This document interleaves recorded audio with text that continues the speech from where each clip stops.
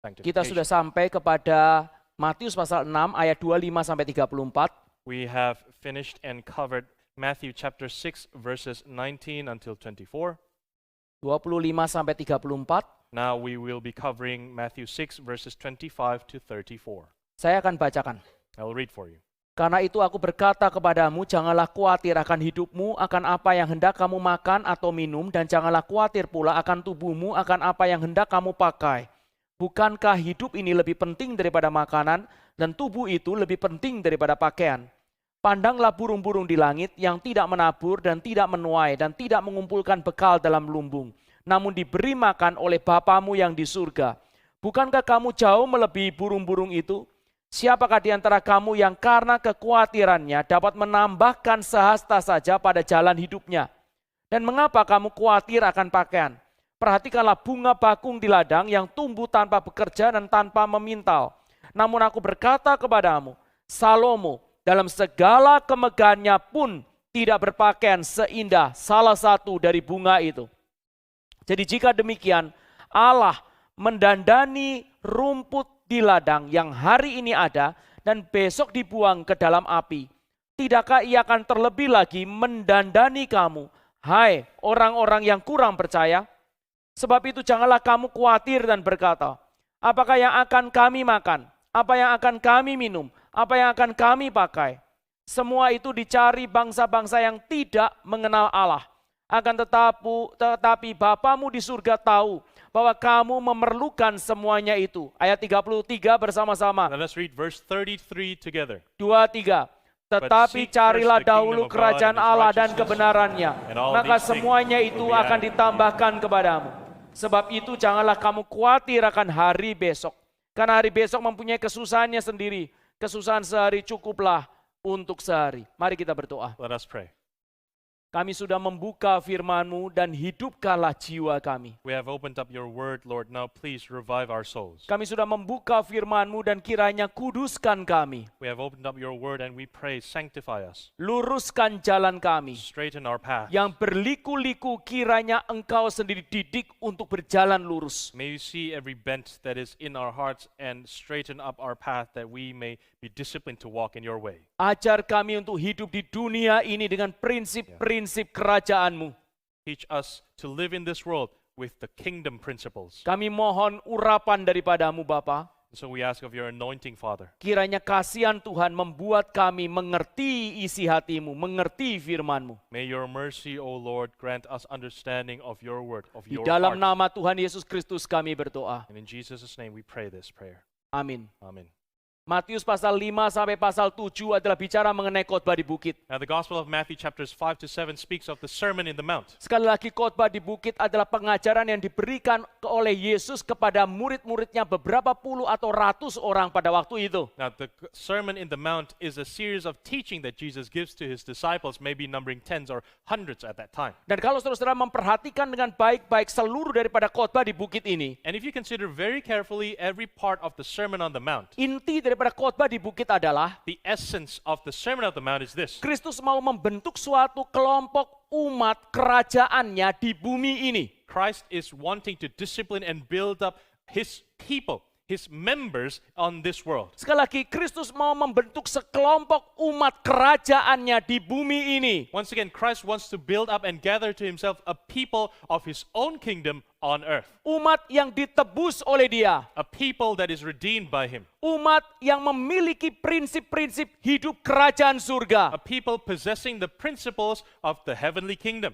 Umat yang memiliki masalah yang sama dengan semua orang di dunia ini, tetapi berespon dengan cara yang berbeda. The people of his own possession, possessing the same struggles as the people of the world, but responding to each of these struggles with a completely different way. Umat yang memiliki pergumulan yang sama identik dengan semua manusia di bumi ini, His own people who shares with the same struggles and sufferings as the people of the world do partake in. tetapi berespon berbeda dengan dunia secara prinsip, secara nilai, dan berespon dengan nilai-nilai kerajaan Allah. But based on their principle, based on their values, they respond to these circumstances differently because they hold on to the principles of the kingdom of God. Setiap daripada perikop-perikop pasal 5 sampai 7, saudara akan bisa melihat ada bagian-bagian tertentu, konteks-konteks tertentu yang diajarkan oleh Yesus. And every passage in these chapters, from chapters 5 to 7, you'll find context in which Jesus gives his teachings. Dan perikop ini membicarakan konteks apa? And what context is this passage teaching us? Yaitu kekhawatiran akan kebutuhan hidup. It speaks and teaches us of anxiety of the needs and necessities of life. Seorang psikolog terkenal di dalam kekristenan, Archibald Hart, mengatakan, Now, a notable psychologist in the Christian field, Dr. Archibald Hart, says, this age is the age of anxiety. zaman ini adalah zaman kekhawatiran. Yesus tahu manusia hidup di tengah-tengah dunia adalah hidup di tengah kekhawatiran yang intrinsik di dalam hati. And our Lord Jesus fully understands that we as human beings live in this world with an intrinsic, with a natural tendency of anxiety. Ketika Yesus mengatakan jangan kamu khawatir, Yesus mengerti sesungguhnya kekhawatiran itu melekat dalam hidup kita. And so when Jesus says, do not be anxious, he understands that anxiety is a part of our life. It sticks to us. Jadi saudara bisa melihat bahwa kekhawatiran itu benar-benar nyata. And so brothers and sisters, we understand that anxiety is a real thing. Kita sungguh-sungguh menghadapi dan memiliki kekhawatiran itu. It is a real thing that we face. We possess anxiety, we have it, and we deal with it. Kalau orang itu tidak mengkhawatir, If someone is not anxious, worry-free, sesungguhnya orang itu tidak tahu hidup ini seperti apa. that person does not understand what real life is like. Atau orang itu adalah memiliki pikiran seperti anak kecil yang masa bodoh. If not that, then they possess a very innocent, a naive, foolish understanding like what a child is about the whole world. Tetapi kalau saudara melihat Alkitab, Alkitab sendiri mengatakan bahwa kita itu pada state yang khawatir. But we see in the Bible, and the Bible is honestly telling us, we all live in a state of anxiety, of Dan worry. seluruh hidup kita, dan ketika kita melihat dunia sekitar kita, seharusnya membuat kita khawatir. In fact, brothers and sisters, if we look at our surroundings in this world, we have every right and reason to be worried. Tetapi Kristus ada, But Jesus Christ exists. dan Kristus itu mengajarkan kepada kita, umat yang khawatir ini, He comes and teaches us, his anxious people, untuk kita tidak lagi khawatir, so that we no longer be anxious. bukan karena hidup ini di dunia ini menjadi lebih baik, Not simply because this life on earth will be better, tetapi karena ada Bapa di surga yang intervensi di dalam hidup kita. but because we have a heavenly Father who intervenes in our personal lives. Ketika kita membaca Alkitab, When we read the Bible, dan semakin kita mengenal Alkitab, and the more we understand and know the sebenarnya Bible, begitu jelas it is very clear for us. bahwa Allah yang mencipta kita di dalam Kristus Yesus The God who created us in Christ Jesus adalah Allah yang menjamin dan menjawab pergumulan-pergumulan yang real yang dihadapi oleh kita, jemaatnya. is the self-same God who guarantees and assures answers and resolutions for the anxieties and the troubles and the struggles we have in our lives, real answers. Allah tidak akan berpangku tangan. God will not fold his hands. Allah di dalam Alkitab bukanlah Allah deism yang menciptakan dunia, lalu kemudian berpangku tangan dan kemudian membiarkan dunia berjalan sampai pada akhirnya saja. The God in the Bible is not the God of deism who creates this whole world with everything that is in it, and he folds his hand and just observes from afar until the end of creation. Allah di dalam Alkitab menyatakan bahwa dia adalah Allah Tritunggal yang menciptakan engkau dan saya dan dunia ini. God in the Bible reveals himself as the triune God who created this whole world, and he created you and he created me. Dan dia secara aktif masuk berintervensi di dalam hidup kita. And God actively enters and intervenes in our lives. Allah yang memelihara umatnya. The God who takes care of his people. Allah yang menyertai umatnya. The God who is with his people. Allah yang menyatakan God with us. The God who shares and gives to us his name, God with us. Untuk apa dia memilih kita lalu kemudian membuang kita? What was it then his reasons to choose us if he later would decide to throw Untuk us away? apa dia memilih kita kalau cintanya tidak diberikan kepada kita? Why would he choose us as one of his own elect if he decides to no longer love us later on? Gereja tidak perlu untuk masuk di dalam teologi sukses untuk membuat jemaat percaya bahwa Allah itu menyediakan seluruh keperluan kita. Brothers and sisters, the church doesn't have to delve into prosperity gospel to assure the people of the church that God ensures our needs are fulfilled. Khotbah-khotbah yang menekankan hal ini berulang-ulang adalah tanda bahwa hamba Tuhan maupun jemaatnya tidak mengenal Allah dan tidak mengenal firman. Many sermons who keep on repeating and hammering down on the same point so many times reveal to us this one sign that the minister and the church and the people in it do not understand the God of the Bible. Jemaat perhatikan baik-baik. Brothers and sisters, listen Jikalau very engkau carefully. dan saya sungguh-sungguh dealing dengan firman. If you and I truly deal with the Word of God, Sungguh-sungguh dealing dengan firman. we earnestly, wholeheartedly deal personally with the Word of Sungguh-sungguh God. tekun membaca firman. We diligently study the Word of God. Kenyataan-kenyataan ini begitu jelas, tidak perlu saudara belajar teologi sampai luas. Benar-benar hitam di atas putih. These realities are fact. These are realities that we can see, prove in our lives. We don't need to study theology that deeply. It is plain, black on white. Begitu jelas sampai anak kecil pun bisa mengertinya. It is so obvious that a child can understand it. Bahwa Allah itu yang menciptakan kita adalah Allah yang intervensi dan memelihara kita. That the God who created us is also the God who intervenes in our lives and takes care of each and every one of us. Berapa kali dia mengatakan aku tidak akan meninggalkan engkau, sekama sekali, tidak sekalipun aku meninggalkan engkau. How many times did God say, I will never leave you nor forsake you? Khawatir itu tanda bahwa sebenarnya kita tidak mengenal firman. Brothers and sisters, anxiety is simply put a sign that we do not know the Bible or the Word of God well enough. Itulah sebabnya Yesus Kristus mengatakan, That's why Jesus said, jangan kamu khawatir. therefore I tell you, do not be anxious.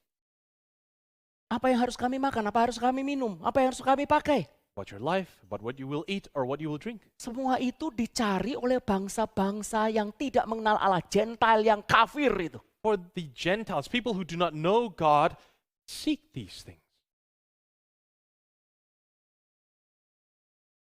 Untuk apa dia memilih kita lalu dia membuang kita? What's the purpose of God choosing us to later on forsake us? Untuk apa dia memilih kita kalau cintanya tidak diberikan kepada kita? What's the point in God choosing us as His own if He doesn't love us? Saya menggunakan satu ilustrasi yang sederhana tanpa bermaksud untuk merendahkan. Allow me to use a simple illustration without any intention to demean anyone. Kami memelihara guinea pig, saudara-saudara di rumah. We take care of a guinea pig at home. Jadi pada waktu kami pergi ke tempatnya toko binatang itu, So when we came to the pet shop, maka saya memilih 2 guinea pig, tepatnya anak saya. in fact, my children chose 2 guinea pigs. Dan sampai di rumah, And as they went home, sejak dia ada di rumah saya, from the start of the time these guinea sampai pigs stayed at tadi its pagi, house until this morning earlier, kami selalu memberi makan, kami selalu mengingatkan satu dan yang lain mengenai guinea pig ini harus dipelihara dan diberi makan. we kept on diligently and regularly feeding them. And we always remind one another in the family to feed the guinea pigs. Dan kami bahkan makin lama makin menyayangi dia. In fact, we begin to grow to love it even more. Istri saya malah mengatakan, nanti kalau ke surga kamu ikut atau enggak ya? And sometimes my wife makes comments whenever she sees the guinea pigs, will you come with me when we go to heaven later? Dan istri saya selalu mengatakan, kalau bisa nanti kalau ke surga, mama mau ngomong sama kamu. And she also said, in heaven, mommy wants to talk to you. Dipilih untuk dikasihi. So, chosen to be loved. Dipilih untuk dipelihara. Chosen to be taken care of. Kita saja manusia punya perasaan seperti itu. Brothers and sisters, as human beings, we possess these kinds of feelings. Tidak membiarkan binatang itu mati kelaparan 1 jam pun. Not letting an animal to starve to death, not even 1 hour. Mengapa kita memikirkan bahwa Allah itu tidak memelihara kita? Why is it then we think often that God never takes care of us? Bukankah itu penghinaan kepada Dia? Is that not a sheer mockery to God? Kalau Dia memilih kita, untuk apa dipilih kalau tidak dicintai dan dipelihara? If God chooses us, then what other reason is He choosing us other than to take care of us and to love us? Salah satu kemarahan Allah dalam perjanjian lama adalah one of the greatest anger that God has shown to his people in the Old Testament is this. orang-orang Israel yang di padang gurun itu, yang dikeluarkan dari Mesir itu mengeluh dan bersungut-sungut untuk makanan dan air. That the people of Israel whom God has delivered from the slavery in Egypt, grumbling, complaining about the lack of food and water. Dia menggunakan kalimat-kalimat itu makin lama itu makin menghina Tuhan. And the people began to use words that gradually begin to mock and scorn God more and more. Pertama-tama kalimatnya itu mengatakan demikian, oh enakan di Mesir itu begitu banyak sayuran, makanan, di sini itu kita tidak tersedia apa-apa. At the beginning, they began to use words such as, oh, it's so much better in Egypt. We got food, we got vegetables and fruits back in Egypt. We don't have anything here. Lalu kalimatnya makin lama makin evil. And then they begin to use more and more evil words. Mereka mengatakan demikian. They say this, Oh mungkin Tuhan membebaskan kita dari Mesir untuk membuat kita mati kelaparan di padang gurun itu. Dan Tuhan begitu marah dengan kalimat ini. oh, maybe God delivered us from Egypt so that he can kill us one by one on the desert. And God was furious when he heard that. Kekhawatiran bukan bicara mengenai ketidakadaan kebutuhan saja, tetapi kekhawatiran adalah bicara berkenaan dengan menyerang pribadi Allah. Anxiety does not only speak of a lack of need, it also speaks about us hostile, attacking God. Allah kita adalah Allah yang memilih kita, dan dia memilih dalam cinta kasih-Nya, tidak mungkin dibiarkan kita. God is a God who chose us to love and take care of us. And because of that, he will never, never leave and forsake us. Kenapa engkau itu hidup seperti orang yang tidak dipilih? Why then do you lead lives as if you're not chosen by God? Kenapa engkau hidup seperti orang yang tidak dipelihara? Why then do you lead lives as if you're not taken care of by Kenapa God? kita hidup seperti orang yang tidak dicintai? Why do we live like people who are not loved by God? Kenapa khawatir untuk sesuatu yang sebenarnya itu sudah dipelihara oleh Allah? Why are we so anxious for things that God has already prepared to care for us with? Kenapa tidak mempercayai Dia? Why do we not trust God? Apakah lebih sulit untuk memberikan kepada kita makan daripada Dia mati di atas kayu salib? Is it so much harder for God to give us our daily bread than to die on the cross? Dia memiliki seluruh dunia ini. God owns this world. Dan biarlah kita boleh menghancurkan dosa kekhawatiran ini And may we all destroy this sin of anxiety dengan semakin mengenal Dia. by growing to know Him more.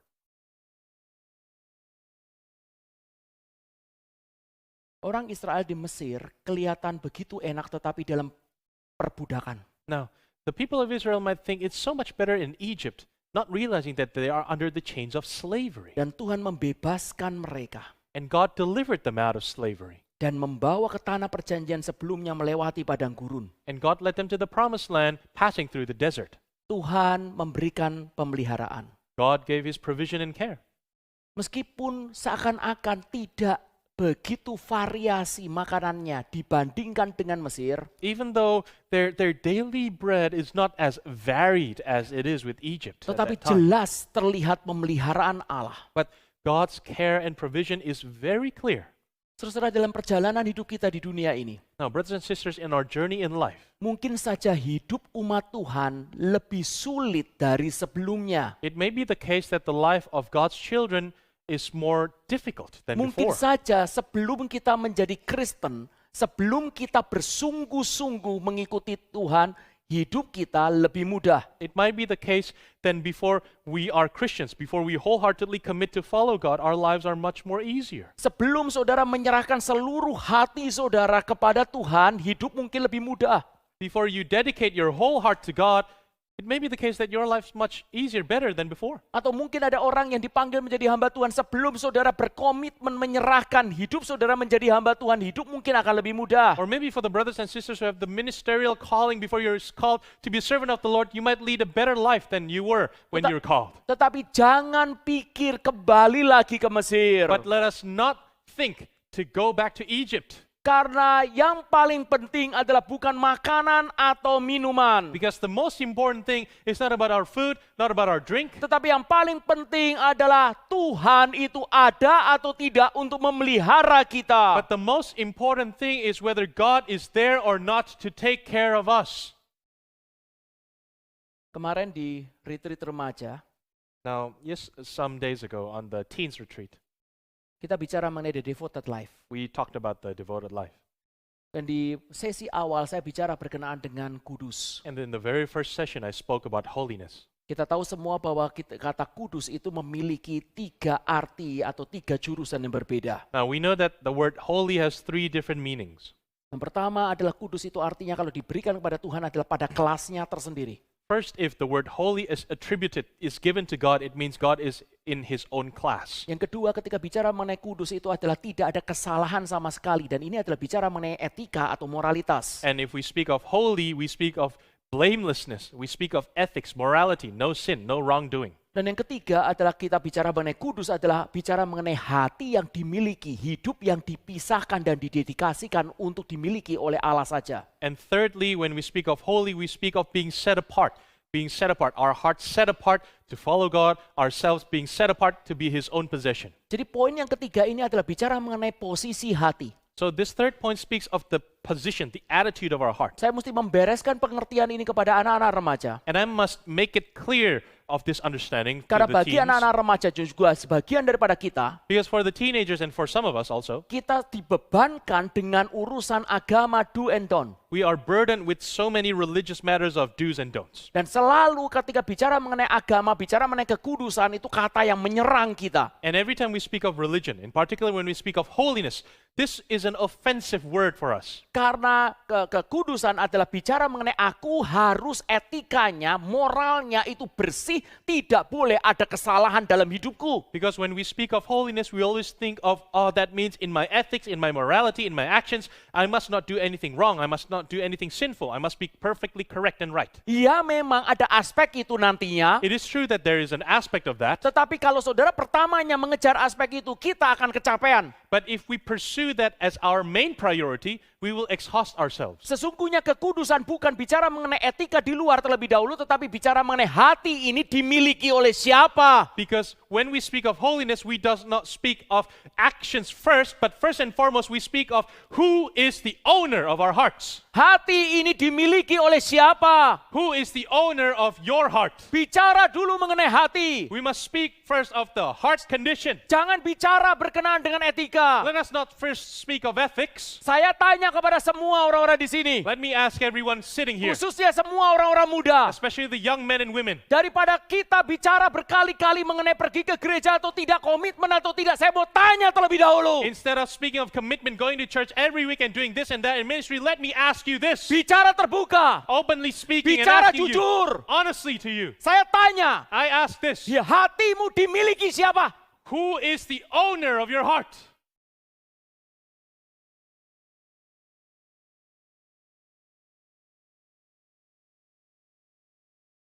Kalau hati kita memang tidak dimiliki oleh Tuhan, If God is not the owner of our heart, maka orang tersebut akan pergi ke gereja, pelayanan, ribuan then alasannya.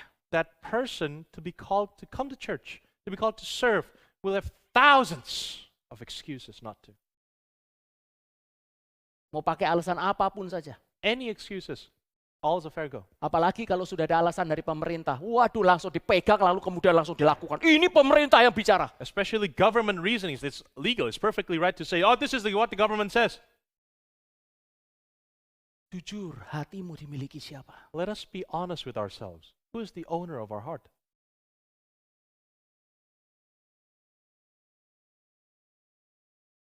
Alkitab dengan jelas menyatakan, The Bible clearly tells us kita di dalam Kristus dipilih untuk dikuduskan.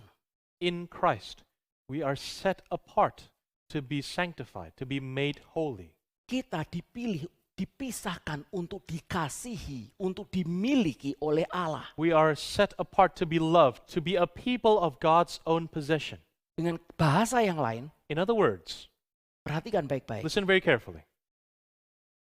Kita dikuduskan itu artinya we are sanctified. We're made holy. That means kita dipisahkan untuk hidup kita yang satu kali ini diintervensi oleh Allah.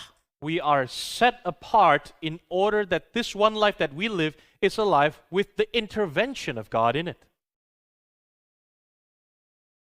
Kalau kita ada di dalam Kristus, kita akan mengalami pengalaman-pengalaman sampai mati. Bagaimana Allah itu campur tangan dalam hati kita. If we are in Christ, if we are set apart for Christ, then we see until the end of our lives the lifetime of walking with the fact that God intervenes actively in our lives.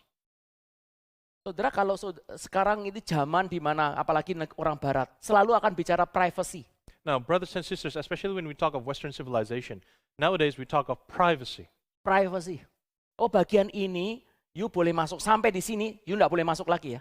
We say, okay, you can know this much about me, but you can't go past this line of my privacy. Kalau saudara adalah orang yang seperti itu, If you're such a person, brothers and sisters, saya tanya apakah saudara baca Alkitab? let me ask you, do you read the Bible? Bagian mana yang Allah itu bilang, oh itu privasimu, aku tidak akan masuk. Where in the Bible does it say, God says to you, oh, that's your private matters, I won't go in there. Dan ketika dia mau masuk, And when God wants to go in dia there, menggunakan nabi, rasul, hamba-hamba Tuhan dengan firman masuk menembus hatimu. God uses prophets, apostles, His servants, His ministers to preach the word of God to pierce your heart. Membuat kalimat-kalimat ini menyodok kita, menusuk kita, akhirnya membuat kita menyerah. Akhirnya kita membuka pintu dan Tuhan silakan masuk, intervensi dalam seluruh hidupku. To use the word of God to stab and pierce right in the heart of our hearts until we give up and tell God, God, all right, I give up. Enter into my life and please work in my life.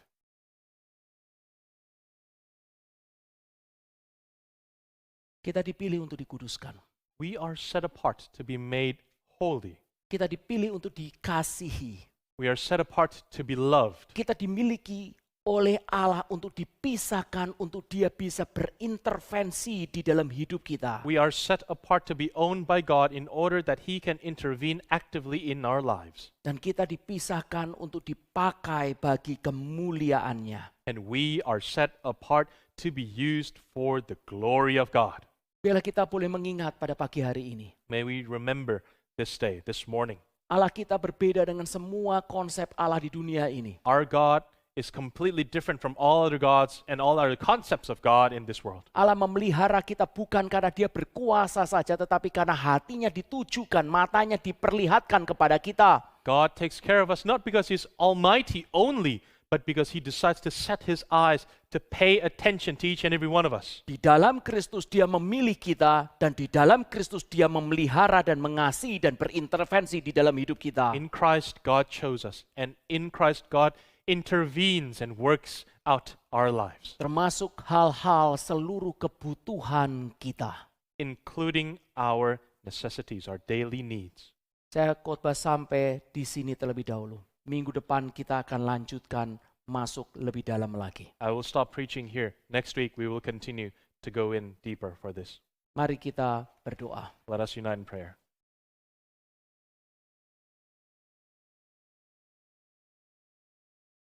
Bapa di surga, kami mengucap syukur untuk kebenaran-kebenaran firman-Mu. Father in heaven, we give thanks for the truths of your word.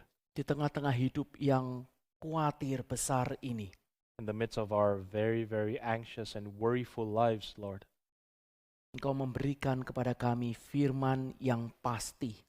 you grant us a sure and steady word. Ajar kami untuk melihat firman-Mu dan kepastian dari-Mu. Teach us, Lord, to see of that assurance, that guarantee from your word. Ajar kami untuk bergaul dengan Engkau sehingga kami mengerti apa yang Engkau kerjakan ketika Engkau memelihara hidup kami. Teach us, Lord, and may we enter into a deeper, closer relationship with you so that we may understand and see with our eyes what you work in our lives. Terima kasih Bapa di surga. We thank you, Father in heaven. Di dalam nama Tuhan Yesus Kristus kami berdoa. In the name of the Lord Jesus Christ we pray. Amin.